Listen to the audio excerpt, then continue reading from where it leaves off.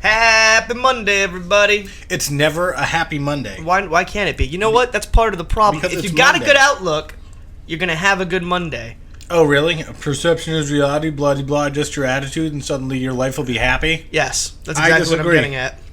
Oh, Reginald! The world is sunshine and rainbows. And, yeah. Welcome to the Coffee Milk Hour. I'm Puffy, joined here by my co-host Jerry, who's currently eating. I'm Jerry.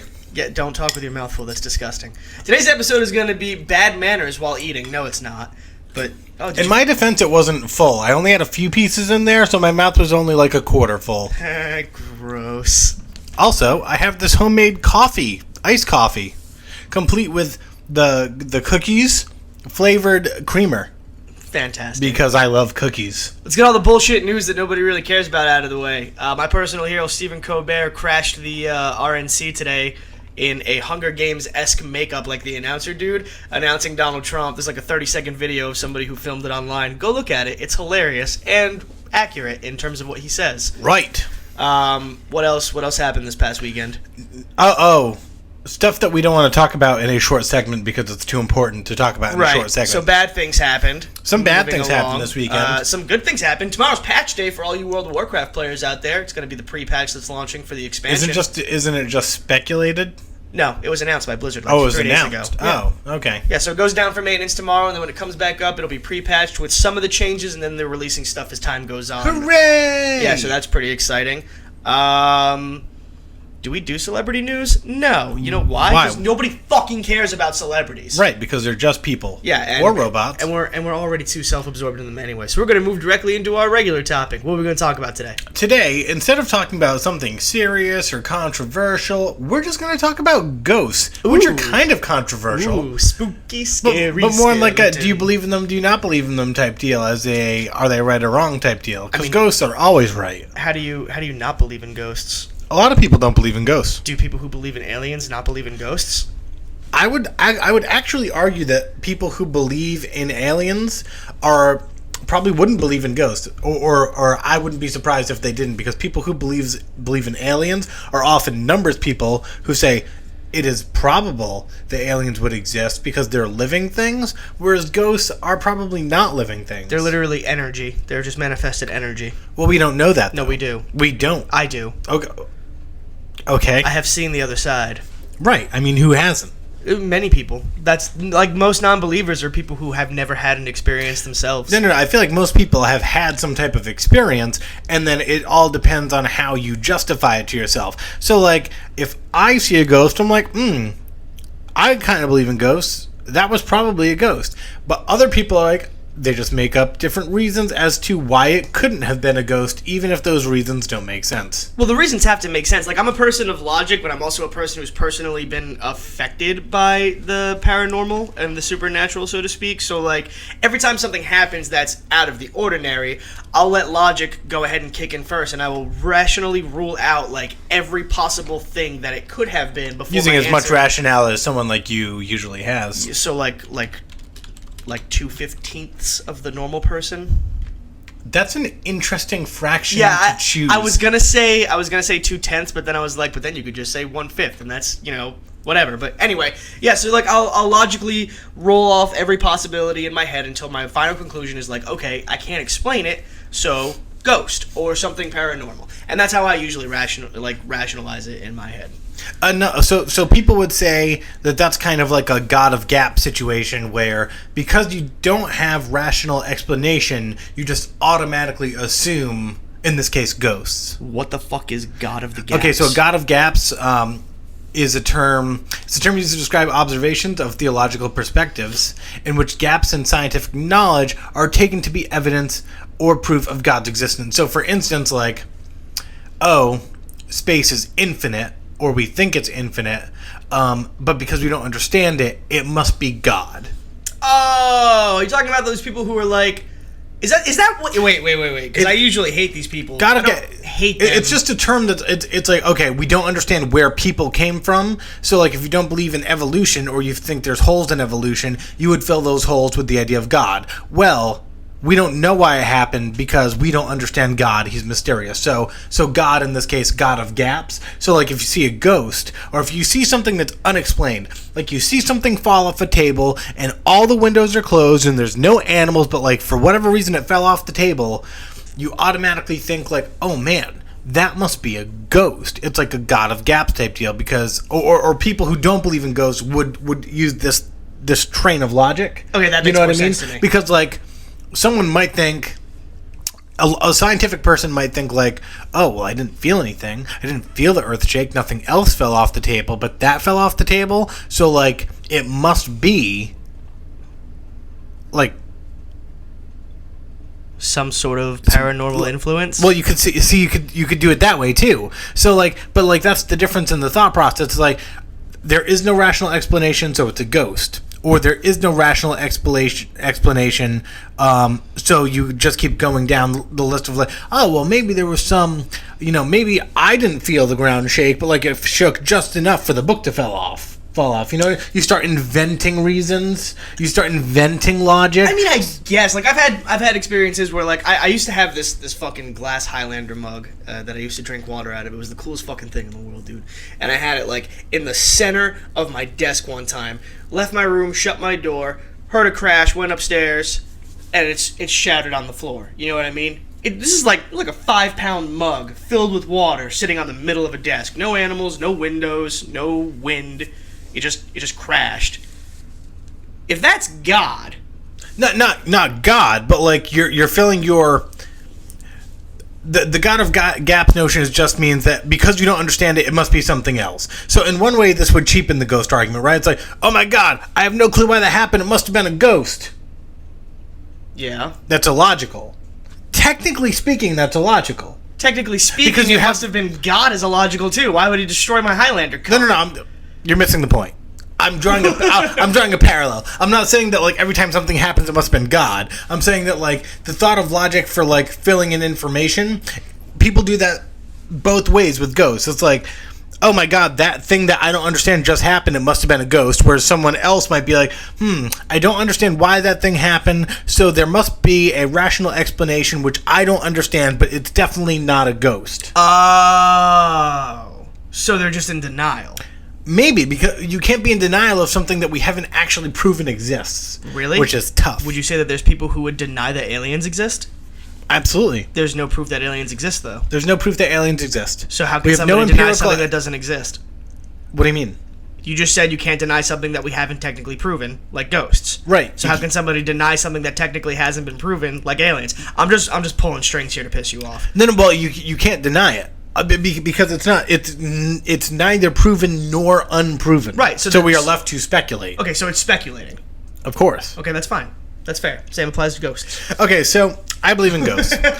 I believe in ghosts. I think I've always believed in ghosts. And it's really interesting to me that, like, a lot of people, like, if they're religious, like, they won't believe in ghosts, but they believe in souls, but they don't believe in ghosts, but they believe in souls. Wait. Here's what's weird to me on that. For the Catholics, that's the one with the Pope, right? Yeah, that's the one with the Pope. So for the longest time, there was heaven, hell, purgatory, right? Right. And they cared enough about the human soul so that when the Pope came out, I don't remember how many years back, but it was within my lifetime, he was like, hey, guess what? No more purgatory. Yeah, he doesn't exist anymore. Right, he just 86 purgatory, which I thought was neat. But then all of the Catholics were like, well, what about babies that die before they're baptized? They die with original sin. Are you telling me these babies go to hell? And he's like, okay, wait. Purgatory doesn't exist anymore except for babies.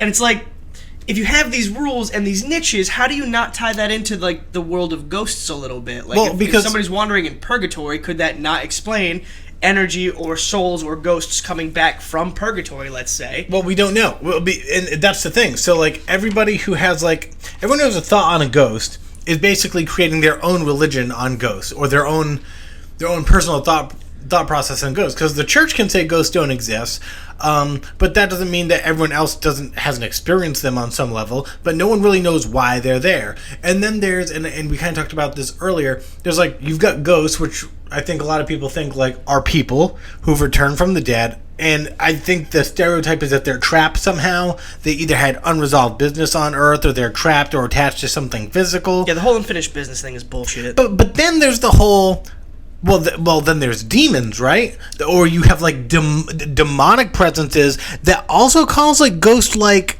happenings. You've got things flying off shelves, but they're more malicious. So when we're talking about ghosts, are we talking about human souls who have not been able to leave the physical realm?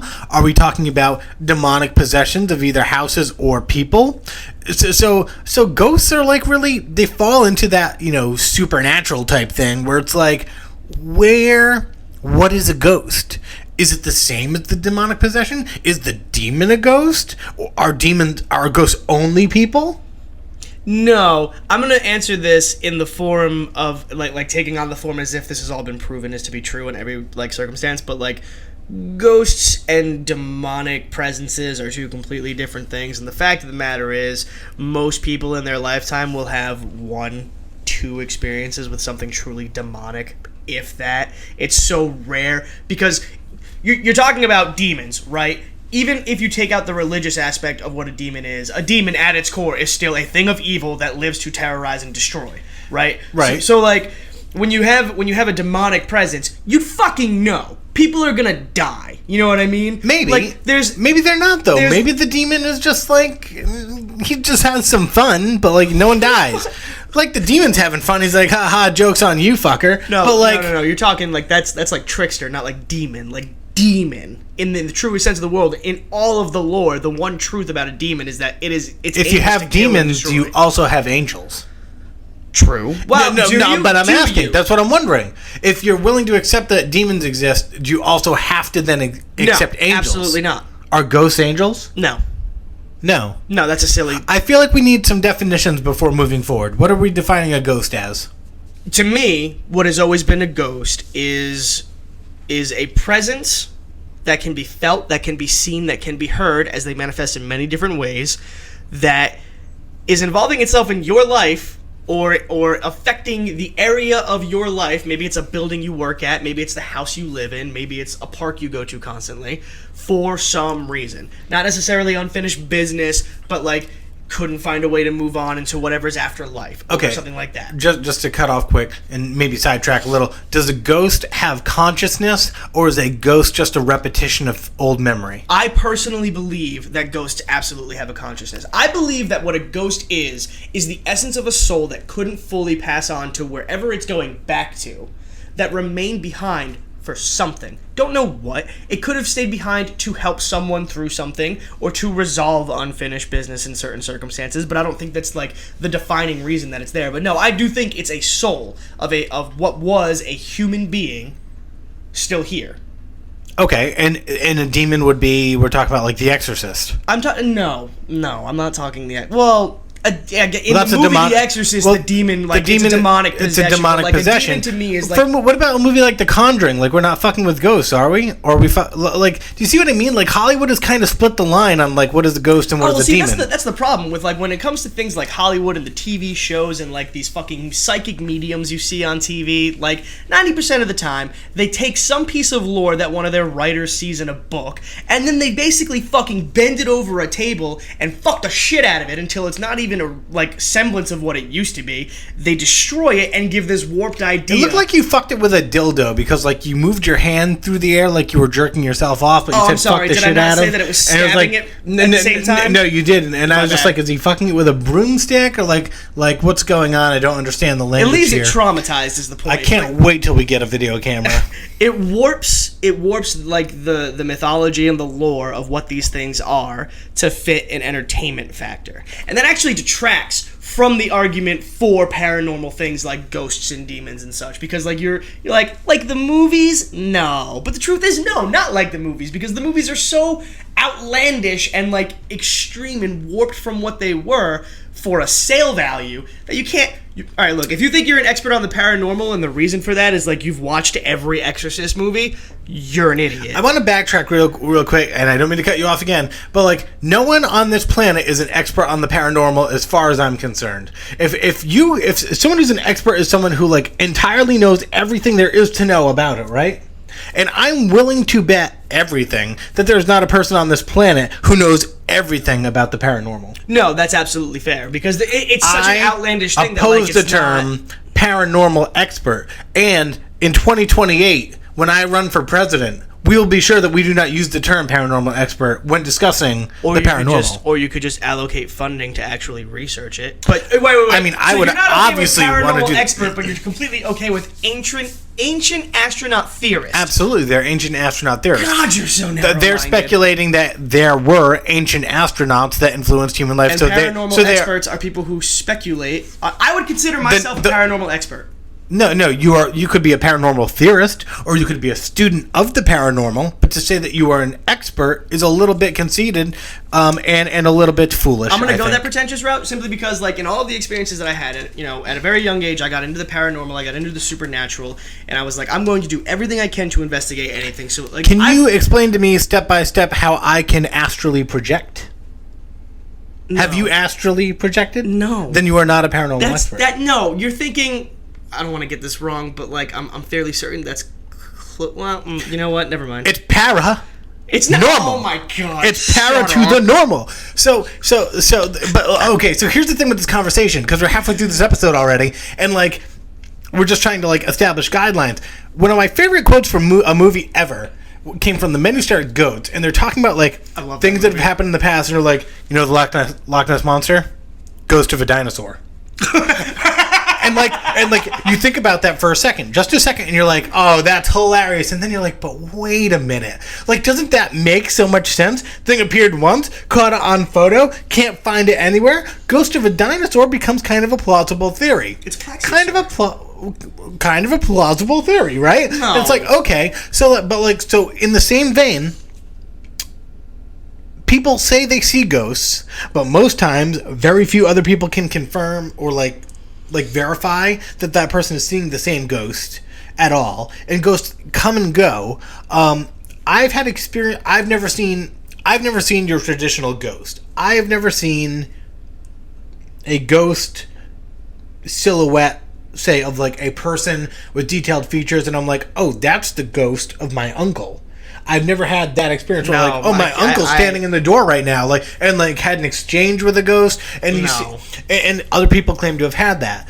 The strangest experience I've had, and I'm willing to talk about, is I woke up in my bed one night back at my parents' house when I was still there, and there was one solitary clothes hanger in the closet swinging back and forth, just one. And I was like, oh, the cat must have knocked it over, until this thing. It just kept swinging for another 10 minutes. It didn't lose energy. It didn't eventually come to a stop. It just kept going. I walked over. I stopped it with my hand. Only then did it stop. And, to me, that's a ghost. If it were anything else that were rational, all the other hangers would have been moving. Physically, that hanger cannot maintain that type of rocking energy for 10 minutes. It's just physically impossible to do on its own without being pushed. So the hanger keeps moving. I don't have a valid explanation for it. So ghost for me would be like an energy source that I cannot see that has an influence on the physical world. So that would be like my ghost story. I mean, that's a fair one. I've had a lot. I don't know, if I want to. So you agree that ghosts exist? I agree absolutely that ghosts exist. There's too much evidence to argue for ghosts against too much. Someone comes to you and they're like, "I don't believe in ghosts." That's fine. That's their choice. No. Because scientifically, it's got to be one or the other. Scientifically, they either do or don't exist. Mm-hmm. How do you try to sway that person that ghosts are real? So I have a very dear friend of mine, also a dear friend of yours, Nicole, who not too long ago we were sitting around a table having this discussion with, and she had talked about some experiences that she had, and then justified why she didn't believe in ghosts because of XYZ, whatever. And all I could do in support of the paranormal was explain certain things. Now, I'm not going to put her business out there, but she explained a scenario to me and then was like, but there was no ghost, and that doesn't make sense. If ghosts were real, this would be the prime opportunity for there to be a ghost. And I came back, with an explanation of this is why it doesn't have to be a ghost. One of the common misconceptions about ghosts, I guess if that's the word we're going to use, is that they attach themselves to a house. Or they attach themselves to an object or something like that. And that's fucking wrong. Something non-corporeal is not going to be tethered to an object through some sort of magic that nobody understands. You know what I mean? But if it has consciousness, couldn't it be? Couldn't it just choose to stay in the house or choose to stay near an object, but or it's only not manifest required itself? to. Isn't there a difference between how humans see the manifestation of a ghost and how a ghost actually exists? So we could see it, and our perception is that it's tethered, when in fact it's not, because we don't understand what's going on with it. Isn't that a... That's an argument. You Okay, can sorry, argue but for how or would you against that. how would you convince Nicole that ghosts That's are the real? thing, though. I couldn't convince her, and I didn't aim to convince her. All I did... But I'm asking you... I don't think what is your argument for the existence of ghosts? What is your argument outside of personal experience? I mean, history. Okay, go. Okay, so if you look at all of the lore throughout, like, the planet that's been documented throughout history, there are too many similarities in certain aspects, especially around things like ghosts. Wendigos are another really good example. Those are creatures, not spirits, but still, it's along the same argument, where you're talking about people who documented experiences they had thousands of miles apart from each other in the same time frame. There has to be an explanation for that, right? Now, I'll put it to you in terms of this because you love the ancient aliens crap, right? And I don't say crap as in like... No, I know. Crap as in it's bullshit. So with aliens, they talk about how like the Egyptians had this and this and this, and the Aztecs had this and this and this, but they were so far apart, how could they have had the same thing at the same time, right?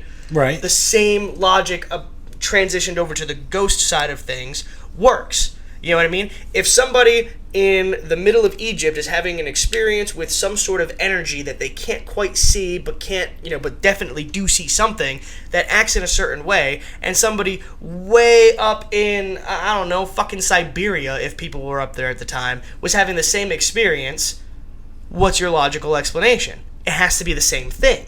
And as it's documented, those same things trickle down. Now, of course, religion plays an influence in everything. So, like, the further you go, as civilization becomes more modern over time, you see them, like, start to take on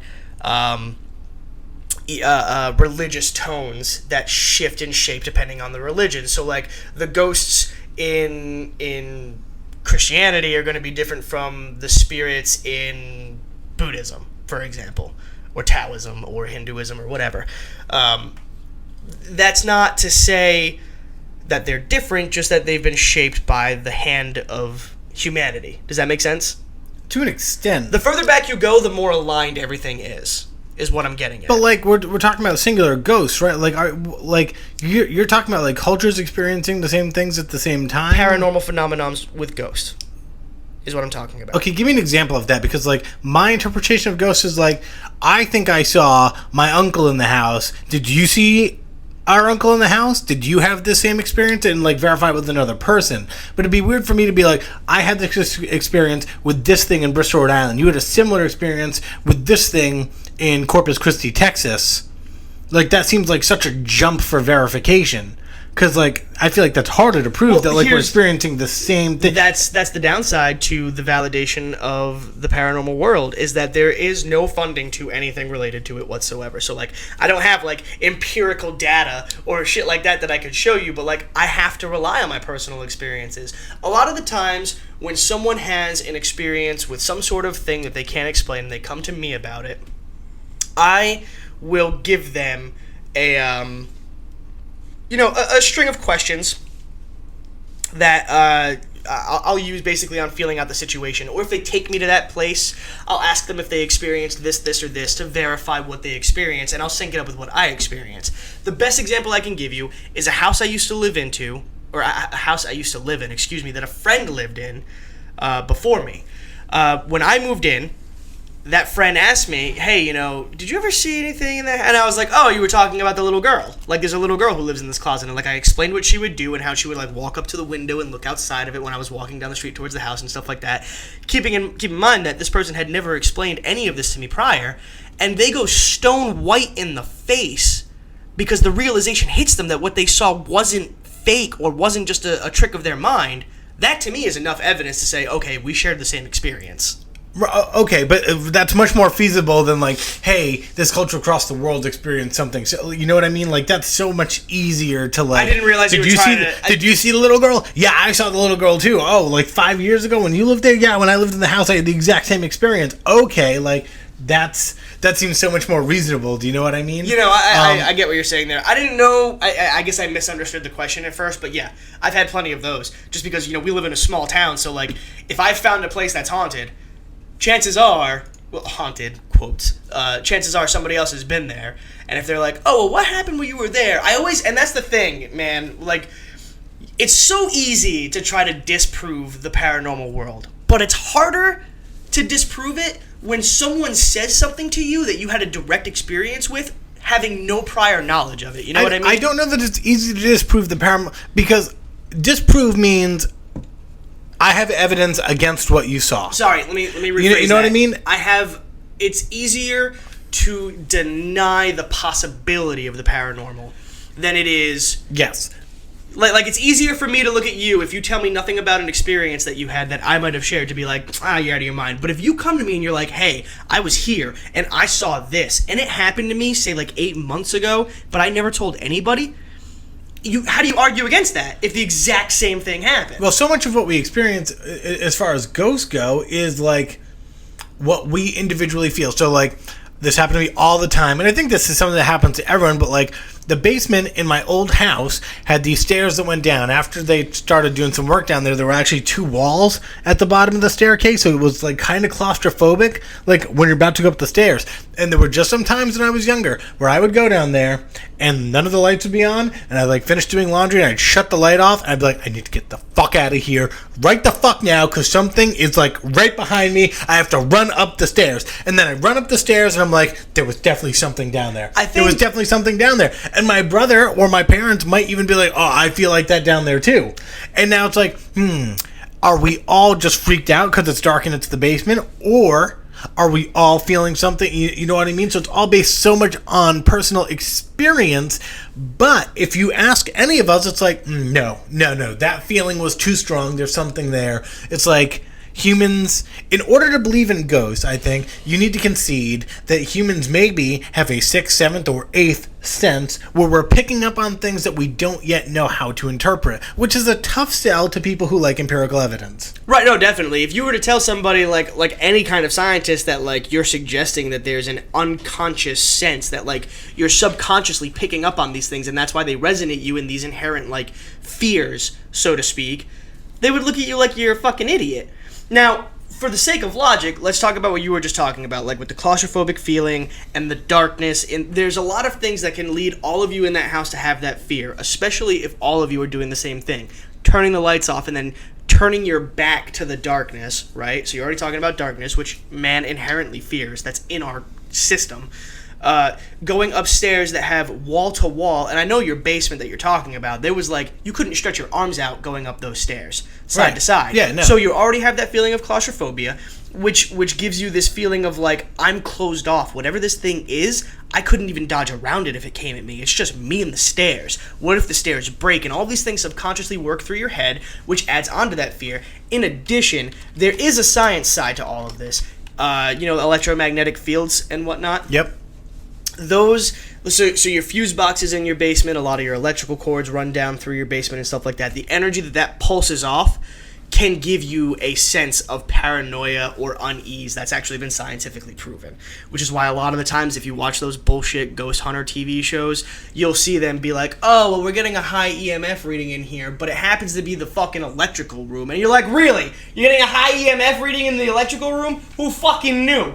There's things that you can tick away with logic there. Now, that's not to say there was nothing in that basement. I personally never felt anything. But you can look at it logically, and then you can go one of 2 routes. Hey, this is either something that I can't explain, or B, I'm going to use the logic, or take the logic that I just used to narrow down the possibilities of what makes me feel this way, and rationalize that maybe it's a combination of them that lets me feel this feeling of unease. If I am an anti-ghost skeptic, I think one of the easiest arguments against ghosts is we don't even understand our own brains yet. Yeah, you thought you saw a ghost, but that's just your brain interpreting something we don't yet understand in a way that, like, it tries to relate it to you, because I don't think we understand the power of our own brains yet. So who's to say that ghosts aren't something that just are naturally occurring, but like everything we see or experience is the perception of our brain. If someone came to me and was like, I don't believe in ghosts, but I believe that there's something there, but I don't think it has anything to do with humans or past memories or tethering or anything else, it's just there in our brains, and try to interpret it in a way that makes sense to us, that's a pretty good anti-ghost argument. Because in the same way I can be like, I had this experience, they can discount that experience with the same unknown that I'm coming at them with. Except I'm saying, I don't understand this, it's unknown to me, so I think it's what I saw. And they're saying, no, that's a mind that we don't completely understand, interpreting something in a way that makes sense. And now we're at a standstill. Like, if an anti-ghost person ever said that to me, and you can't now because I said it first, so you can't say it to me because you can't use my argument against me, fucker. But if they happen to say that to me, I would have to kind of agree. You don't have to agree, though, and it goes back to what you were saying earlier. It's not discounting because you can't prove it or not prove it. It's a separate speculation. Right, but I'd have to concede that I don't have a counter argument. But by that same token, they have to concede your side of the argument. You can't prove. True. No, that's true. You can't prove it one way or the other. You can stay in the middle, and this is one of those subjects where, like, it's okay to agree to disagree. Some people who don't have experiences, they're not going to be sold on it, especially if they're a person of science, especially if they're a person of religious faith. And that's fine. Like, the idea of the paranormal world being projected into the mainstream in a way that is anything other than what it is upsets me. I know people personally who have let's call them gifts, which could be workings of the mind. Yeah, I see gifts on the internet all the time. Gifts. Oh, sorry, I didn't know there was a T there. Dick. And the things that they can do are well beyond any realm of science. You have to prove that to somebody of science, and I don't think you can. You know what I mean? I've seen them in action. I believe them, and that's enough for me. I don't want it to be like what's the word? I don't want it to become an abomination of what it is for the sake of like everybody in the world agreeing that it's a possibility. Does that make sense? Yeah. I like where it's at. I've had my personal experiences. I've delved into the world of the paranormal every chance I get for 16 years now. I've never tried to make money off of it. I've never tried to get a show off of it because I don't want to be a part of that. Like, a perfect example is Ghost Hunters on Sci-Fi. I'm sure you've seen it. Ghost Hunters International. Yep. They started out in Providence, Rhode Island as a little group called TAPS. I don't even remember what it was abbreviated for anymore because I fucking hate those guys now. They took these guys who genuinely believed in this, who genuinely believed in what they were researching, get a contract from a TV station, and now all of a sudden they're doing shit like bloodletting on TV shows. They lost the co-owner, who was bought out or sold his half of the company because he was sick of it. They lost some of their best researchers and investigators because of it. Because what did you do? You took something you genuinely believed in with a passion, and for the sake of entertainment, you turned it into an abomination. That's not right. And it adds, it's like, if you go on the internet right now, you can find countless videos of psychic mediums who are on TV shows, who have been at like conventions and shit, being caught in lies straight up and basically being debunked as psychic mediums. That doesn't mean they don't exist. That just means there's bad people out there trying to take advantage of something that has no scientific backing to it. But that doesn't mean that anytime you see someone who may or may not have one of these gifts, that you should like discredit them. I think what bothers me about ghosts in general is that I'm 28, so I'm by no means like old or like have experienced a lot of life. But like, I don't know many people. I don't know any people. I don't think I know any people who have said to me, I saw the ghost of this person in my life, and they approached me and we had some type of conversation where like it's very clear this is the ghost of this person and this is their message, and we communicated from the beyond. And you see that you hear that people have had those experiences, but no one in my life has ever came to me and told me, I saw the ghost of this person at this time and this is what happened. My grandfather said that he saw the ghost of his first wife, but she was a silhouette. It was a black silhouette, I believe he said, coming up the stairs or something along those lines.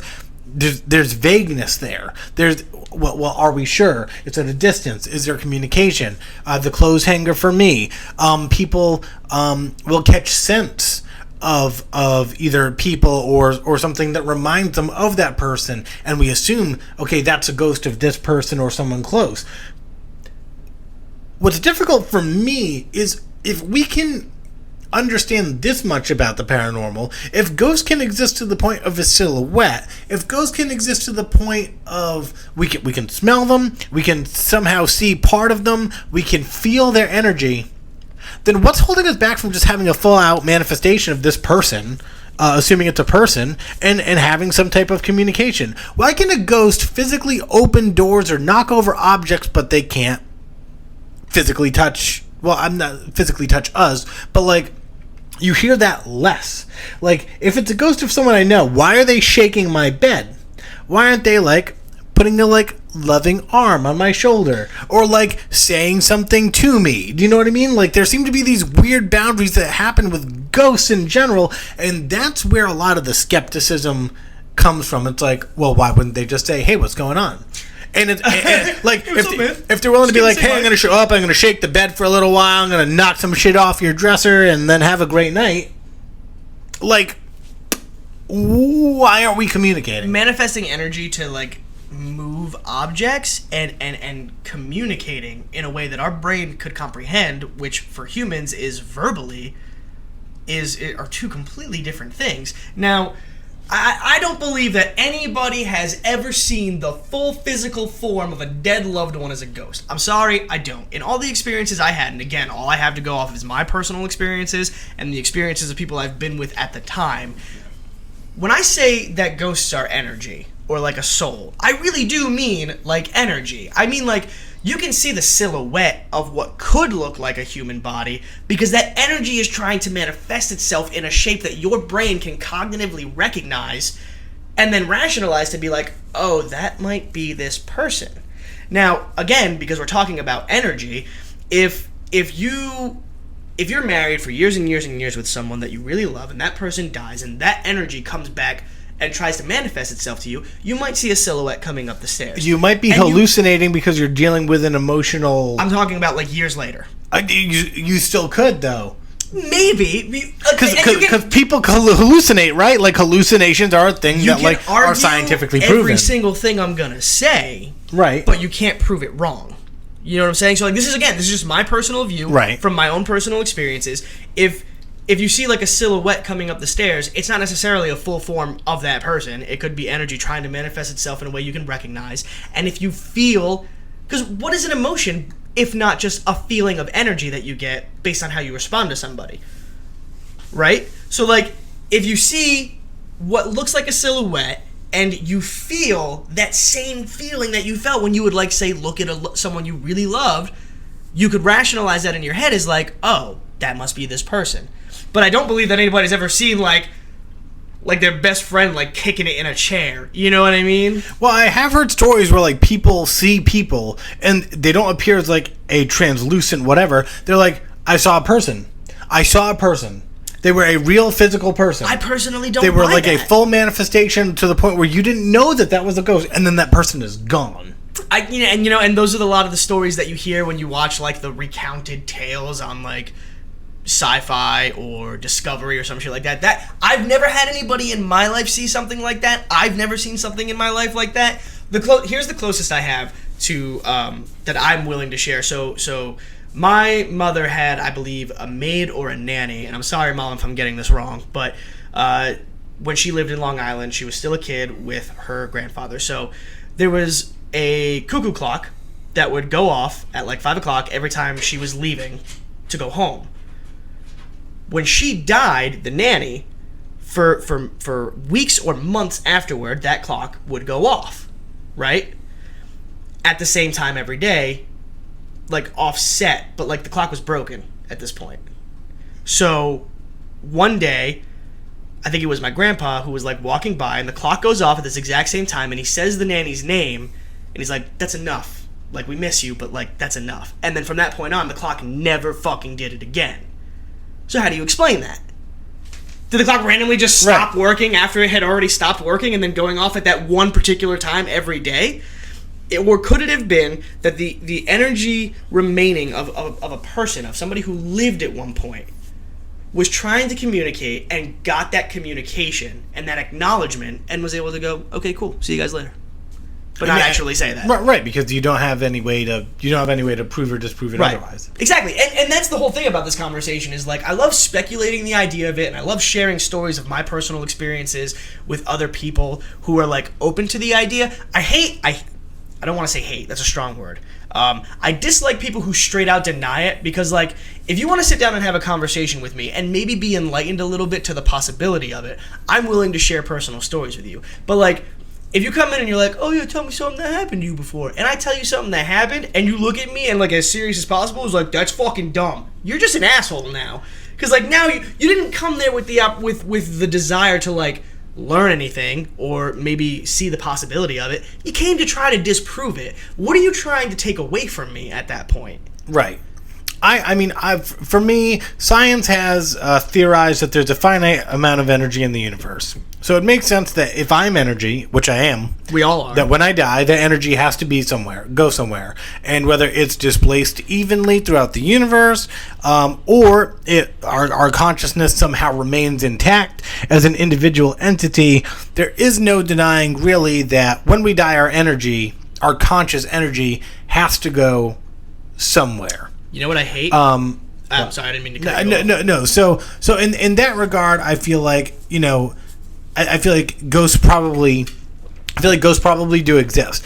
We're talking.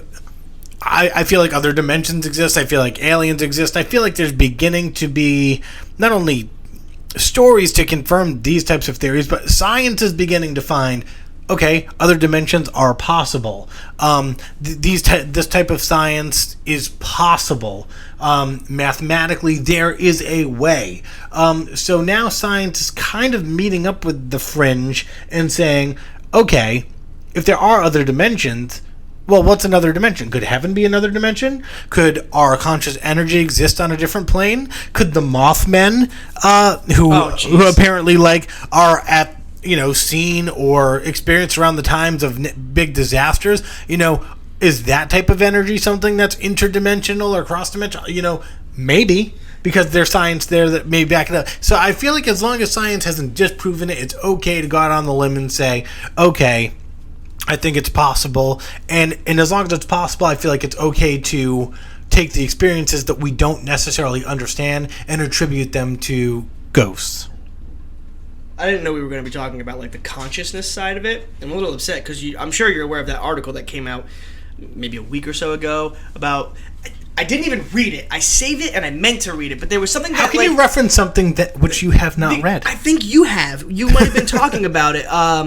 The guy who scientists are now rethinking how consciousness works. Yeah, I didn't understand the whole article, and I would have to vet the article too. But it seemed very well written. It seemed legitimate, but.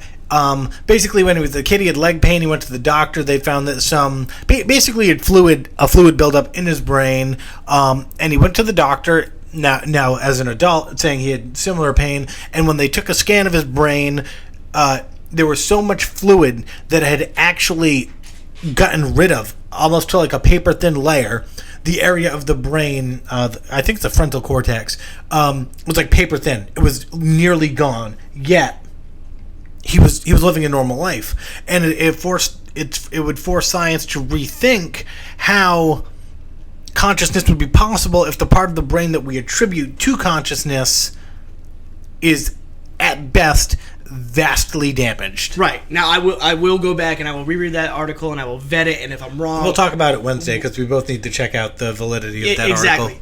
But let's say for the sake of argument that article is accurate, right? It's right, it's legitimate, it's a thing that actually happened. That would mean that science doesn't even have a full understanding of how the human consciousness works. So by that argument, what does everybody attribute to the brain to? Well, that's how you think, and it's how you do everything, and it's how you essentially exist. But what if that's not the case? What if your consciousness is directly correlated to energy, or your soul, so to speak? And I don't mean soul as in the religious sense. I mean your soul is like that core of energy that makes you be.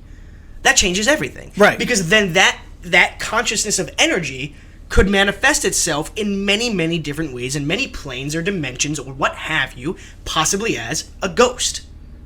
And it just opens the door to like a whole bunch of different opportunities. Now, again, don't know about the validity of the article or anything like that, but it's something worth considering because science has been wrong. Science has been wrong many times before, and science will be wrong many times in the future. But that's the beautiful thing about science is that you're just you're not wrong.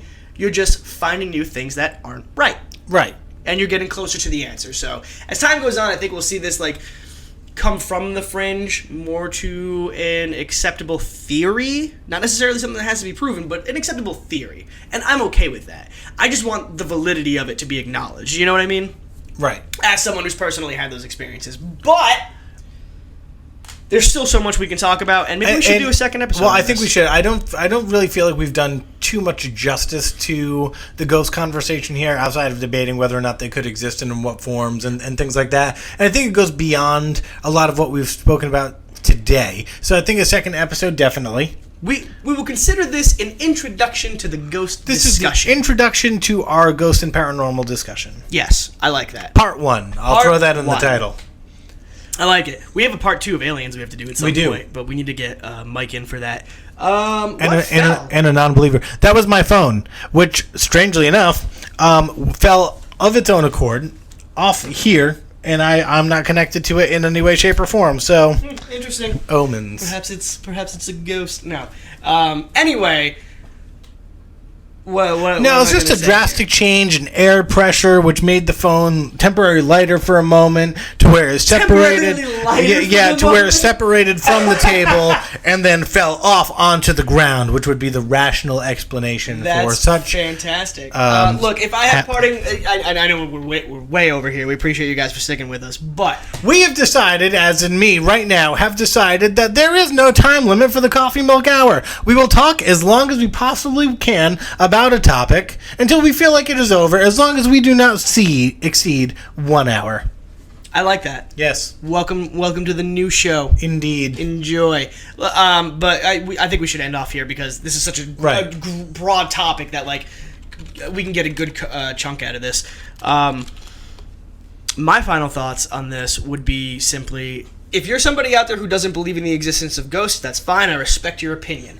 If you're a person who is skeptical of it, but like never really like looked at it at all, that's fine too. The next time something happens, or the next time you see something or experience something, do me a favor and just walk yourself through the steps. Eliminate every possible logical explanation that you have for it, and if anything still remains after that, think about the possibility of it being something beyond the corporeal world, and just let me know. Let me know what those experiences are. If you think we're a bunch of fucking nut jobs, that's cool too. I still respect your opinion. That's all I got. You got anything you want to add there? I don't. Fantastic. I think we're good. This has been the Coffee Milk Hour. I've really enjoyed doing this episode. This was a good. I'm looking forward to doing the next one. I enjoyed doing this episode, but I think we were a little dry. If I had to be a little self-critical. Well, I mean, we were talking about a legitimate topic. Of course it's a legitimate topic. We do not talk about illegitimate topics on this show. We made a whole episode about Donald Trump. That was a legitimate topic, though. I mean, I don't like that idea of him being a legitimate topic. Oh! That's a self high five. That one's for me. Good for you. Glad you had the coordination to do that. Thanks. I almost missed. But anyway, this has been the Monday edition of the Coffee Milk Hour. We will see you guys Wednesday. I'm Puffy. I'm Jerry. Bye, everybody.